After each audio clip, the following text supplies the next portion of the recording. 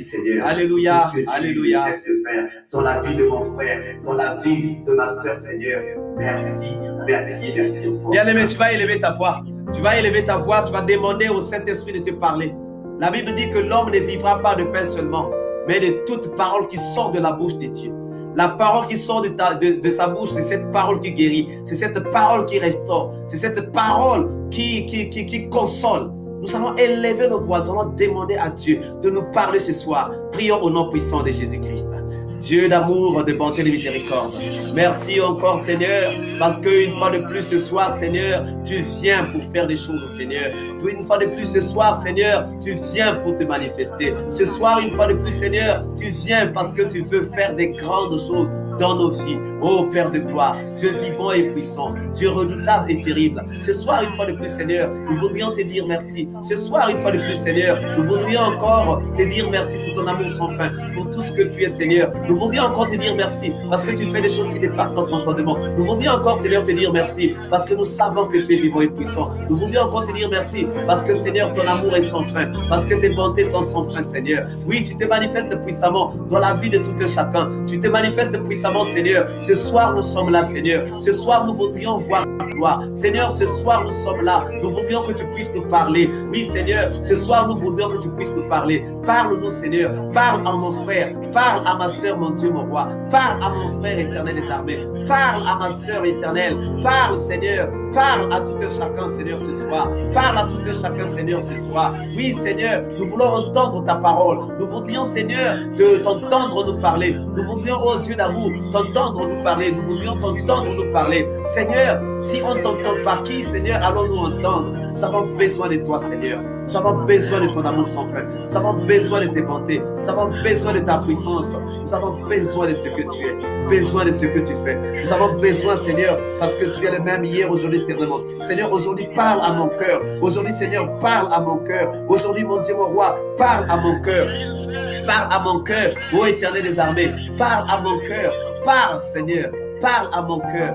Parle à mon cœur ce soir. Parle à mon cœur, Seigneur, ce soir. Parle à mon cœur ce soir. Oui, parle à mon cœur, Seigneur, ce soir. Parle à mon cœur. Éternel Dieu d'amour, éternel Dieu tout-puissant. Parle à mon cœur ce soir. Parle à mon cœur ce soir. Parle à ma maison ce soir. Parle, Seigneur, à mon frère. Parle, Seigneur, à ma soeur. Ce soir, Seigneur, nous voudrions que tu puisses nous parler. Oui, Seigneur, nous voudrions que tu puisses nous parler ce soir. Parle-nous, Seigneur. Parle-nous ce soir, Seigneur. Parle à mon frère. Parle à ma soeur, Seigneur. Manifeste-toi, Seigneur, dans ta puissance, dans ton amour. Manifeste-toi, Seigneur.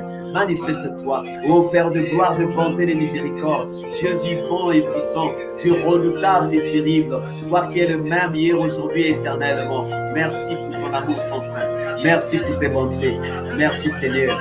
Oh, merci, Père de gloire. Merci, Dieu vivant et puissant. Merci, Dieu redoutable et terrible. Toi qui es le même hier, aujourd'hui, éternellement.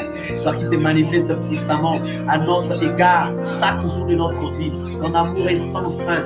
Tes bontés sont sans fin. Merci Seigneur. Merci pour ton amour. Merci pour ta puissance. Merci pour ce que tu es. Parle Seigneur à mon frère ce soir. Parle à ma soeur Seigneur. Seigneur, nous avons besoin de ta parole. Nous avons besoin de ta parole Seigneur. Nous avons besoin de comprendre Seigneur ta parole. Nous avons besoin de comprendre ta parole Seigneur ce soir. Nous avons besoin de comprendre ta parole Seigneur. Nous avons besoin de ta parole Seigneur. Nous avons besoin de ta parole. Seigneur, ce soir, oui Seigneur, ce soir nous voudrions te voir en action Seigneur. Parle à mon cœur Seigneur. Parle à mon cœur Seigneur. Parle à mon cœur Seigneur. Parle à mon cœur mon Dieu mon roi. Parle à mon cœur Seigneur. Parle à mon cœur Seigneur. Oui Seigneur, parle à mon cœur ce soir. Parle à mon cœur, ô Dieu d'amour, de bonté, de miséricorde. Parle à mon cœur Seigneur. Mon cœur a soif de toi. Mon cœur veut Seigneur entendre quelque chose de toi. Oui Seigneur, mon cœur veut entendre quelque chose de toi Seigneur. Mon cœur veut entendre quelque chose de toi Seigneur. Merci pour ton amour. Merci Seigneur pour tes bontés. Merci pour ta puissance. Merci pour ta puissance. Merci pour ta puissance Seigneur. Merci. Merci de te manifester puissamment. Merci Seigneur. Merci de te manifester puissamment. Merci de te manifester puissamment. Dans ton amour, dans tes bontés Seigneur. Merci de te manifester puissamment. Merci. Merci. Merci Seigneur. Merci Seigneur. Merci. Alléluia. Alléluia. Merci. Alléluia. Bien-aimé, nous allons prendre la Bible. Nous allons prendre la Bible. Le thème de ce soir, c'est que faut-il savoir? Que faut-il savoir lorsque ta vie subit des tempêtes? Que faut-il savoir lorsque ta vie subit des tempêtes? Nous allons prendre le livre de Psaumes. Nous allons prendre le psaume 34 au verset 19. Psaume 34 au verset 19. Psaume 34, verset 19.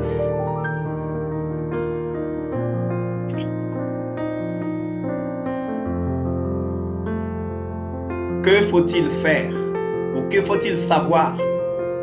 Que faut-il savoir lorsque ta vie subit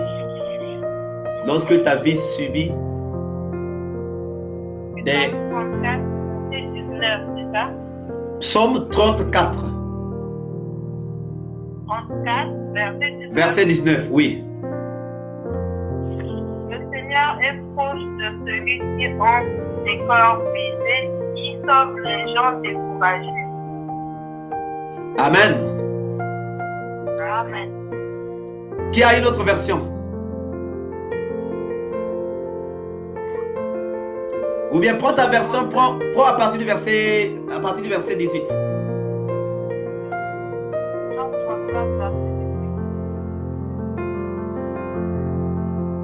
Quand les Juifs prient, l'Éternel répond, et il les délivre de toute peur et crainte. L'Éternel est près de ceux qui ont le cœur brisé, et il cherche ceux qui ont l'esprit dans l'abattement. L'esprit abattu, l'esprit dans l'abattement. Ok. Qui a une autre version, bien-aimé? Non, prends d'abord le verset 20. Prends le verset 20 chez toi. Le malheur atteint souvent le juste. Ah, voilà. Et l'Éternel délivre de choses. Voilà, c'est le verset là qu'il nous fallait. Donc, dans certaines versions, vous allez voir que c'est le verset 19. Dans d'autres, c'est même 18. Dans d'autres encore, c'est le verset 20. Le malheur atteint souvent le juste, mais l'Éternel l'en délivre toujours. Amen. Le malheur atteint souvent le juste, mais l'Éternel l'en délivre toujours. Voilà ce que le Seigneur veut. En fait, le passage sur lequel le Seigneur veut nous parler. Alors, la Bible nous dit dans ce passage que le malheur atteint souvent le juste, mais l'Éternel l'en délivre toujours. Parce qu'à un certain moment, on peut se dire que comme je prie, on peut se dire à un certain moment que comme je prie, le malheur ne peut pas m'atteindre. Mais dans ce passage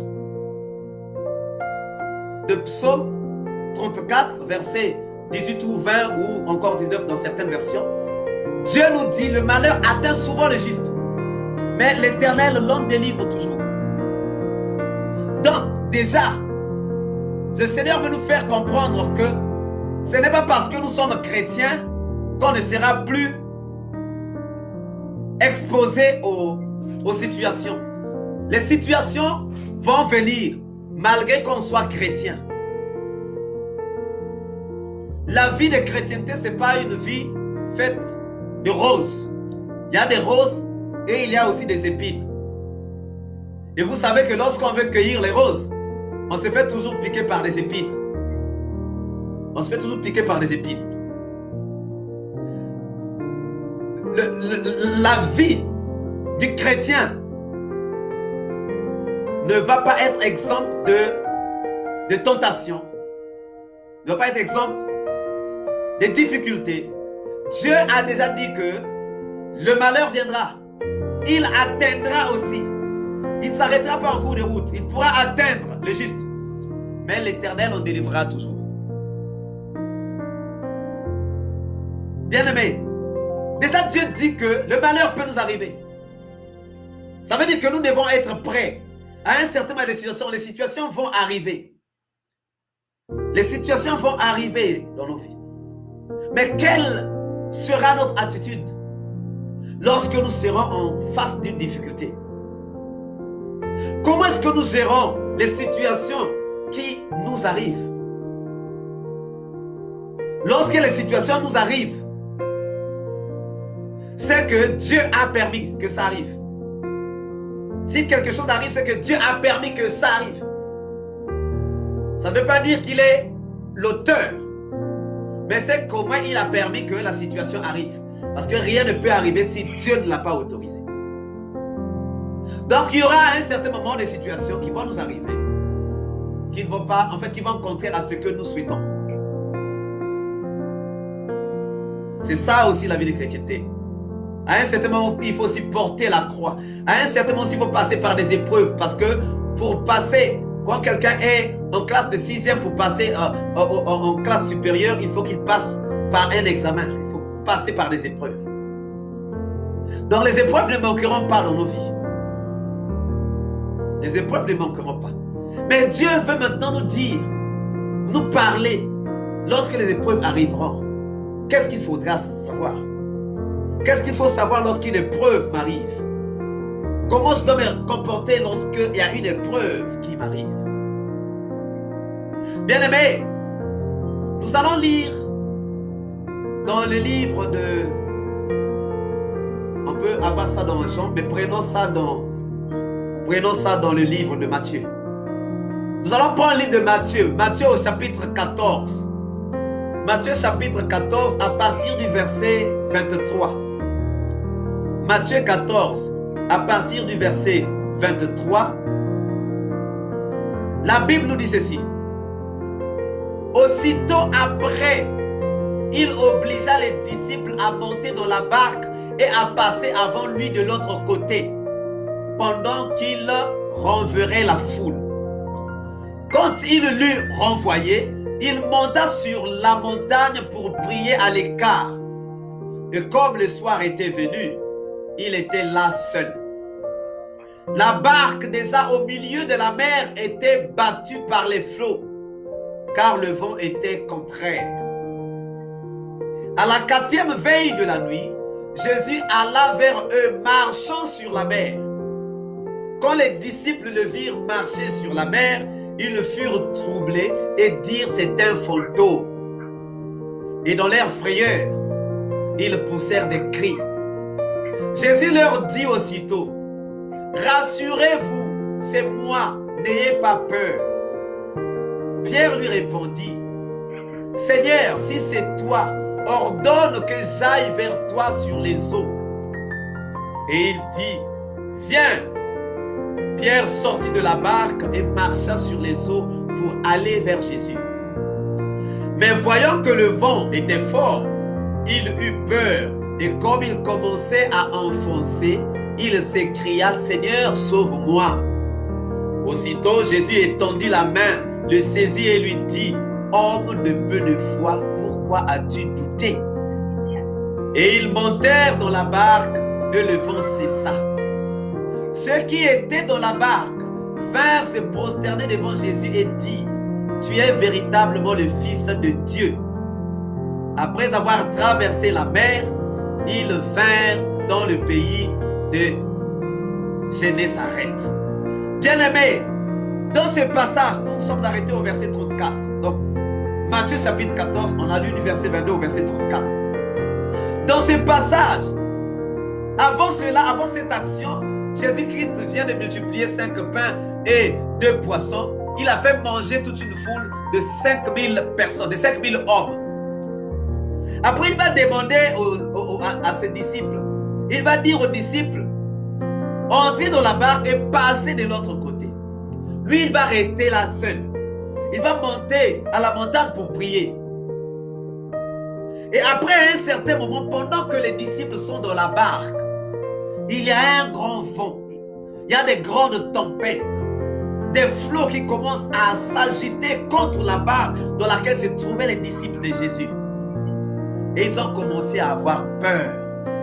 Ils ont commencé à avoir peur jusqu'à ce que Jésus, qui voit qu'ils sont en difficulté, va maintenant quitter là où il était en train de prier pour aller les rejoindre.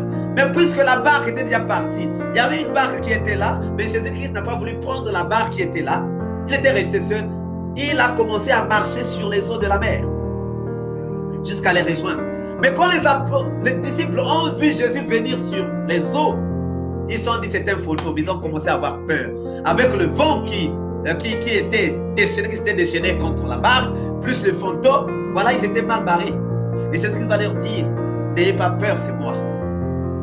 Bien-aimés, dans ce passage, on nous parle, Dieu veut nous enseigner quelque chose.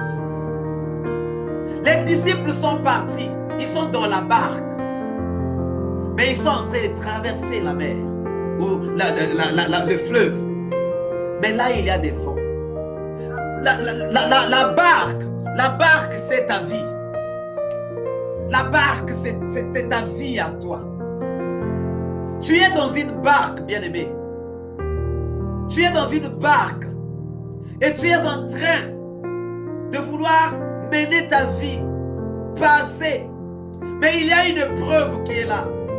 L'épreuve, c'est le vent, la tempête, les flots qui commencent à s'abattre contre ta vie, qui commencent à s'abattre contre toi. Bien-aimé, qui n'a jamais été exposé à des problèmes, qui n'a jamais été exposé à des vents, à des tempêtes? Il y a toujours des moments où il y a des tempêtes qui s'abattent contre ta vie. Il y a toujours des situations qui viennent contre ta vie. Il y a toujours des situations qui viennent contre ta vie, des situations qui viennent pour agiter ton bateau, pour agiter ta barque, pour agiter ta vie, pour essayer de secouer ta vie, bien-aimée. Ça ne manquera pas. Ça ne manquera pas. Ça vient toujours. Des situations viendront toujours dans ta vie. Il y aura toujours des situations dans ta vie. Il y aura toujours des situations, des vents qui vont s'élever, des tempêtes qui vont s'élever pour essayer de secouer ta vie, pour essayer de secouer ton bateau, ta barque, bien-aimé. Ça ne manquera pas. Mais le premier enseignement, c'est que tu vois que pendant que les apôtres étaient en train de crier, les disciples étaient en train de crier, oh Seigneur, oh non, nous sommes morts à cause du vent. Le Seigneur, là où il était, de l'autre côté, peut-être qu'il ne les voyait pas avec les yeux physiques, mais il avait compris que les disciples étaient en difficulté, il y avait une situation. Et le Seigneur va commencer à marcher sur les eaux. Il va commencer à marcher sur les eaux de la mer. Et du coup, bien-aimé, le Seigneur veut te dire ce soir que quand tu traverses des situations, ne te crois pas être seul. Quel que soit ce que tu es en train de traverser, ne crois pas être seul. Tu n'es pas seul, bien-aimé. Le Seigneur connaît ton problème. Le Seigneur connaît ta vie. Le Seigneur connaît ta situation.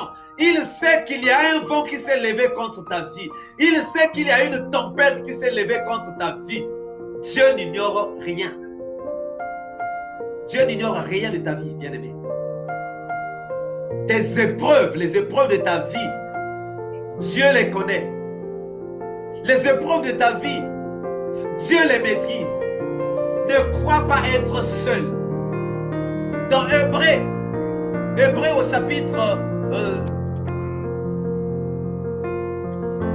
chapitre 5, je crois, verset 13, la Bible dit, nulle créature n'est cachée devant lui, mais tout est à nu et à découvert aux yeux de celui à qui nous devons rendre compte.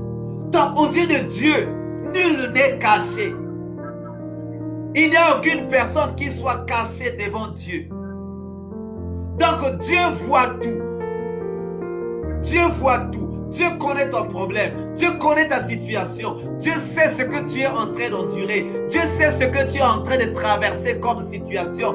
Dieu connaît dans quelle saison tu te trouves, dans quel temps tu te trouves, quelles circonstances, quelle situation tu es en train de vivre.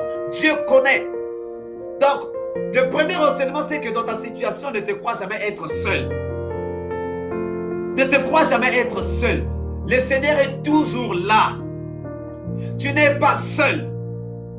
Même quand tu te bats, tu ne te bats pas seul, mais tu te bats avec à ton côté Dieu. Le Seigneur Jésus-Christ est toujours de ton côté. Quand tu es en train de traverser une situation, il traverse la situation avec toi ensemble. Ne te crois jamais être seul, bien-aimé. Quelle que soit la situation, nous avons un Dieu responsable. Nous avons un Seigneur responsable qui ne va jamais t'abandonner. Donc, les apôtres étaient là. Ils ont commencé à crier, mort, nous sommes morts. Mais Jésus-Christ est venu au secours. Il viendra toujours au secours lorsque tu seras en train de vouloir te noyer. Lorsque les vents vont se déchaîner contre ta vie, le Seigneur Jésus-Christ sera toujours là. Il ne sera jamais absent, bien-aimé. Il ne sera jamais absent. Il sera toujours là. Le Seigneur sera toujours là. Dans ta situation, il sera toujours là. Quand tu seras en train de traverser, des situations difficiles, Dieu sera toujours là. Le Seigneur sera toujours là. Il ne t'abandonnera jamais. Ça, c'est le premier enseignement. Le deuxième enseignement de ce passage, c'est quoi? C'est que lorsque il y a des tempêtes dans ta vie, lorsqu'il y a des tempêtes dans ta vie, lorsque les choses sont contraires à ce que tu veux, parce que la Bible ici nous dit que le vent était contraire au sens que faisait la barque. Donc, quand les choses sont contraires à ce que tu veux, quand toi tu veux aller à gauche, alors que la situation te mène à droite, sache que il y a un homme. Cet homme-là peut calmer les tempêtes. Sache qu'il y a un homme. Cet homme-là peut calmer les vents. Cet homme-là peut calmer les marées. Cet homme-là peut faire taire les situations de ta vie. Donc ne crois pas que je suis en train de vivre une situation pour laquelle je ne peux pas avoir des remèdes, ou pour laquelle je ne peux pas avoir des solutions.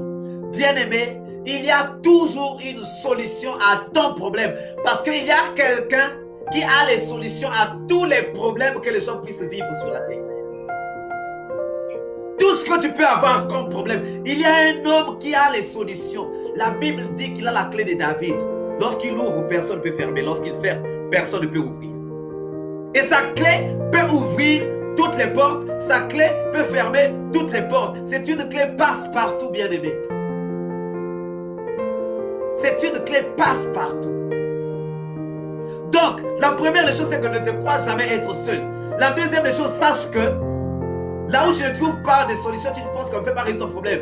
Mais il y a quelqu'un. Si dans ta famille, personne ne peut résoudre ton problème. Si dans ton entourage, personne ne peut résoudre ton problème. Si dans ta maison, personne ne peut résoudre ton problème. Mais sache qu'il y a quelqu'un qui peut résoudre ton problème. Et il s'appelle Jésus-Christ de Nazareth. Yahushua Hamashiach. Bien aimé, ça c'est le deuxième enseignement. Parce qu'à un certain moment, lorsque les vents sont contraires à notre volonté, nous lâchons prise, nous sombrons. Ce soir, Dieu veut que tu puisses être vacciné contre les situations. Dieu te dit déjà que les situations viendront. Mais quand les situations viendront, sache que tu n'es pas seul. Quand les situations viendront, sache que tu n'es pas seul. Quand même ton problème sera, semble-t-il, difficile pour toi, et qu'il n'y aura personne pour le résoudre, sache qu'il y a quelqu'un qui est là, qui peut résoudre tous les problèmes. Bien-aimé, dans Daniel au chapitre 2, verset 21, il est dit, c'est lui qui change les temps et les circonstances. Dieu est maître des temps, il est maître des circonstances. Tu peux noter ça si tu veux. Daniel chapitre 2, verset 21. C'est lui qui change les temps et les circonstances. Tu peux te retrouver dans une situation difficile, dans des temps difficiles, dans des circonstances difficiles. Mais il y a quelqu'un qui est capable de changer ces situations, ces temps, ces circonstances dans lesquelles tu te trouves. Il y a quelqu'un devant qui tous les cœurs peuvent s'incliner. Il y a quelqu'un devant qui toutes les situations sont obligées de s'incliner. Quel que soit ce que tu as comme situation, que ce soit ce que tu as comme fardeau, Jésus-Christ est capable. Il est capable, bien-aimé. Il change les temps. Tu peux penser que non, les temps sont mauvais. Dieu ne peut pas agir. Il peut. Les temps peuvent être mauvais. Les circonstances peuvent être mauvaises. La situation peut être mauvaise. Mais Jésus-Christ peut changer cela. Il peut changer cela. Il peut changer, bien-aimé. Donc, premier enseignement, tu n'es pas seul. Deuxième enseignement, il y a quelqu'un qui peut. Troisième enseignement, ne doute pas. Ne doute pas, bien-aimé. Ne doute pas. Dans ce passage, qu'est-ce qui se passe? Pierre dit à Jésus, si c'est toi, ordonne que moi je puisse marcher sur les eaux. Et Jésus a dit, viens. Et Pierre est sorti de la barque. Il a commencé à marcher sur les eaux. Malheureusement, à un certain moment, il s'est dit, est-ce que c'est moi? Est-ce que c'est moi qui commence à marcher sur les eaux? Bien aimé, ça t'arrive toi aussi, hein? Il dit, est-ce que c'est moi? Il dit, ah, est-ce que c'est moi? Est-ce que moi aussi je peux prier pour quelqu'un et que la personne guérisse? Ah, est-ce que c'est moi? Est-ce que moi aussi je peux prophétiser? Ah, est-ce que moi aussi je peux être heureuse ou bien heureux? Est-ce que, bien-aimé, ne te pose jamais cette question. Ne te pose jamais cette question, bien-aimé. Dieu t'a prédestiné à être heureux, heureuse sur cette terre. Dieu ne t'a pas condamné à vivre le malheur. Dieu ne t'a pas condamné à vivre le malheur. Dieu ne t'a pas condamné à être triste toute ta vie. Non. La volonté de Dieu, c'est que tu sois heureuse. La volonté de Dieu est que tu sois heureux. Donc, bien-aimé, ne doute pas. Pierre a douté, il a commencé à sombrer. Il a commencé à se noyer. Pourquoi? Parce qu'il a douté. Bien-aimé, dans les choses de Dieu, on ne met pas le doute. Quand Dieu dit, marche sur les eaux de la mer, marche, ne doute pas. Quand Dieu dit, dis ceci, dis, ne doute pas. Quand Dieu dit, fais ceci, fais, ne doute pas. Ne fais jamais de calculs sur les choses de Dieu. Dieu peut te dire aujourd'hui, bon, demain toi, tu vas acheter une voiture de 4 000 euros, 5 000 euros, bien 5 millions d'euros. Si c'est Dieu qui t'a dit, ne doute pas. Ne fais pas tes calculs. Mais comment je vais avoir les 4 millions pour acheter? Non. Quand Dieu t'a dit, ne fais pas de calculs. Ne doute pas. Celui qui fait des calculs est dans le doute. Il ne comprend pas que Dieu est capable de tout. Dieu peut appeler à l'existence ce qui n'avait jamais existé. Même ce qu'il avait, nous faisons des opérations par rapport à ce que nous avons déjà vu. Mais Dieu peut appeler à l'existence ce qui n'avait jamais existé. Alors s'il peut appeler à l'existence ce qui n'avait jamais existé, même si ta solution, même si ton problème n'a pas de solution, la solution à ton problème n'avait jamais existé, lui il est capable d'emmener la solution de ton problème à l'existence. Donc bien aimé, troisième enseignement, ne doute jamais. Pierre a commencé à marcher sur les eaux de la mer. Jésus lui a dit, marche. Il a commencé à marcher. Mais après, il a douté. Et il a commencé à s'enfoncer, à se noyer. Bien aimé, les choses de Dieu, ne fais jamais de calcul. Ne fais jamais de calcul. Quand Dieu a parlé, il a parlé. Quand Dieu a dit, il a dit. Dieu n'a pas de conseiller. Il n'y a pas quelqu'un qui va dire que non, bon, Dieu, monsieur Dieu, toi, voilà ce que tu as dit, mais moi je te conseille de changer. Non. Dieu n'a pas de conseiller. Le conseiller de Dieu, c'est lui-même. Le conseiller de Dieu, c'est sa parole. Le conseiller de Dieu, c'est sa puissance. Ne crois pas que non, bon, moi, comme Dieu m'a dit, il va faire ceci, mais mon oncle là, le plus grand sorcier de ma famille, il va peut-être aller négocier avec Dieu. Avec Dieu, on ne négocie pas. Quand Dieu a dit, voilà ce que je vais faire, il va le faire. À moins que tu sois un intercesseur, lorsqu'il veut détruire, pour dire Seigneur, non, ne détruis pas. Mais lorsqu'il a dit qu'il te fait du bien, même le plus grand sorcier de ta famille ne peut pas aller négocier. Le plus grand magicien de ton quartier ne peut pas aller négocier.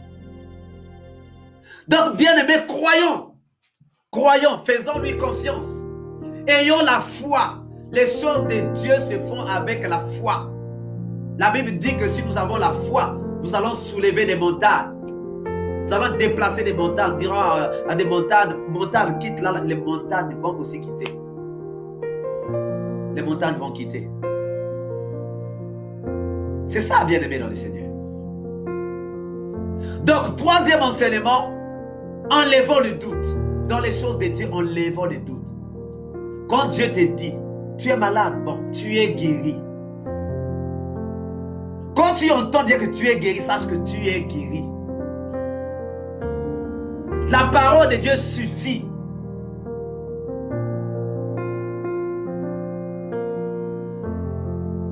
Il y a un homme de la Bible qui avait dit, dis seulement un mot. Dis seulement un mot. Dis seulement un mot.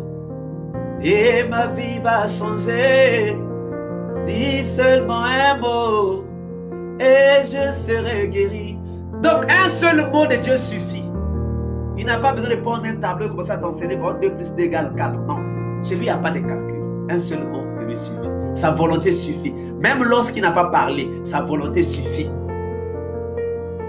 Donc ne doute pas, bien-aimé. Quatrième enseignement. Dans ce passage, le quatrième enseignement, c'est quoi? Le quatrième enseignement, c'est que avec Jésus, nous arrivons toujours au bout de notre voyage. Vous voyez que ces disciples étaient en train de voyager. Ils étaient en train de voyager. Mais les vents se sont soufflés contre eux, contre leur barque. Le voyage allait s'arrêter. Mais quand Jésus-Christ est venu, la Bible dit dans le livre de Jean au chapitre 6, verset 21, qu'ils sont arrivés à bon port. Avec Jésus, on arrive toujours à bon port. Avec Jésus, on ne peut pas s'égarer. On ne peut pas s'égarer. On arrive toujours à bon port. Toujours. Donc les choses de Dieu, c'est ça. Lorsqu'on rentre dans le bateau de Jésus-Christ, sachant qu'on va arriver à destination. Parce que Jésus-Christ, qui est le capitaine du bateau, connaît bien les routes de la mer. Et même lorsqu'on va prendre un avion, il sait qu'il connaît bien les routes des cieux. Nous ne pouvons pas avoir peur lorsque nous avons Jésus. Donc il y a 4 choses bien aimées à savoir lorsque tu es en train de traverser une situation. La première des choses, sache que tu n'es pas seul. Tu n'es pas seul. Dieu est avec toi. Le Seigneur est avec toi, ne t'abandonne pas. Il a dit, je ne vous laisserai pas seul. Il est convenable pour vous que moi je m'en aille. Mais je ne vous laisserai pas seul. Quand tu es avec Jésus, tu n'es pas seul. Jésus est là. Par le moyen du Saint-Esprit. Donc, quelle que soit ta situation, sache que tu n'es pas seul. Deuxième chose, quand il y a des tempêtes, bien-aimés, sache qu'il y a quelqu'un qui peut calmer toutes tes tempêtes. Il y a quelqu'un qui peut faire taire toutes tes maladies, toutes tes situations, quelle que soit la situation. Quelle que soit la situation, bien-aimé. Et à un certain moment, on va se dire, mais la situation là, est-ce que, bien-aimé, moi je te dis qu'il n'y a pas de situation qui ne puisse pas trouver des solutions auprès de Jésus-Christ. Moi j'ai tellement trop de témoignages. Tellement trop de témoignages.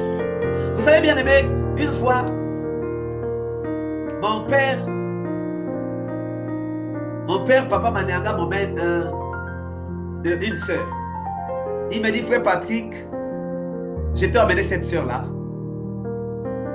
Je veux que son problème soit réglé. J'ai dit, mais il n'y a pas de souci. Moi, je sais que tous les problèmes ont des solutions. J'ai dit, il n'y a pas de souci. On va regarder avec Dieu. Si ce qu'elle veut est dans la volonté de Dieu, Dieu va faire. Il n'y a pas de souci.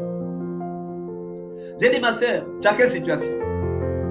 Elle m'a dit, mon frère, elle m'a seulement tendu une fiche là, les examens. Oh non, zéro quoi? Zéro quoi? Zéro positif. Ah bon? Ok. J'ai dit, c'est bien. J'ai dit, mais ma soeur, ouvre d'abord ta Bible. Tu lis souvent la Bible? Oh non, je ne lis pas, mais j'ai la Bible. Ok, ouvre d'abord ta Bible. Elle a ouvert sa Bible. J'ai dit, prends d'abord Deutéronome. Prenons le verset, le chapitre 18. J'ai dit, lis d'abord. Elle a lu. Qu'est-ce que tu remarques? Oh, rien. Lis encore. Elle a lu. Qu'est-ce que tu remarques? Rien. Lis encore. Elle a lu. Qu'est-ce que tu remarques? Rien. J'ai dit, est-ce que tu ne vois pas les signes de ta maladie là-dedans? Et là, elle commence encore à relire. Elle dit, oui, mais c'est vrai. Mais là, on est en train de parler des symptômes de ma maladie. J'ai dit, voilà. Ce sont les symptômes de ta maladie. Donc là, on est en train de parler de ta maladie. Maintenant, regarde qu'est-ce qu'on a dit au départ. Le premier verset de quoi? Dit, si tu obéis à mes commandements. Voilà. On donne des bénédictions. Après, on a dit, si tu désobéis, ou si tu n'obéis pas à mes commandements, voilà les malheurs qui s'attacheront à toi. Et on commence à citer. J'ai dit, voilà. Ça veut dire que ça, c'est des malheurs lorsque tu as désobéi à Dieu. Voilà les malheurs qui s'attacheront à toi. Donc, ce ne sont que des malheurs qui se sont attachés à toi parce que tu as désobéi à Dieu. Alors, si tu règles le problème avec Dieu, ce malheur va partir. Elle m'a regardé avec des gros yeux. Vous savez, lorsqu'on est étonné de ce qu'on nous dit, lorsqu'on ne croit pas, c'est-à-dire la chose est tellement, ce qu'on nous dit est tellement, c'est pas trop compliqué à accepter, on commence à regarder la personne avec des gros yeux. Elle m'a regardé avec des gros yeux. J'ai dit, ma soeur, on va prier. On a prié, on a fait la repentance. La repentance. J'ai dit, ma soeur, demain tu peux aller refaire tes examens. Le lendemain, elle est allée refaire les examens. J'ai dit, fais à 3 endroits, ou même à 4 endroits. Partout où elle avait fait, elle n'était plus malade. Bien aimé, vous pouvez comprendre quelqu'un qui a le sida. Mais ça se guérit pas, en fait, dans une prière seulement de 30 minutes. En fait, c'est dans un partage biblique. Parce que la Bible dit qu'il leur envoya sa parole et sa parole est guérie.